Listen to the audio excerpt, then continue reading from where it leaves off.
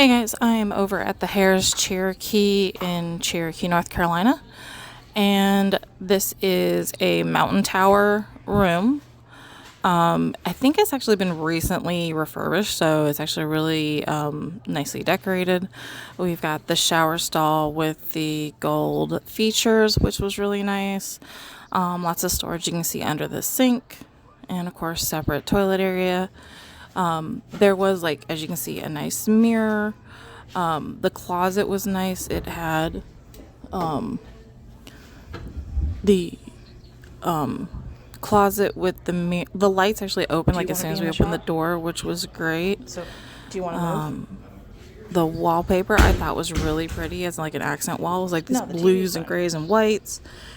Huge nightstands. So it was great to put stuff there. Of course, you've got the outlets on the wall. The light switches did work on the lights, which was great. I love having a couch in the room as well.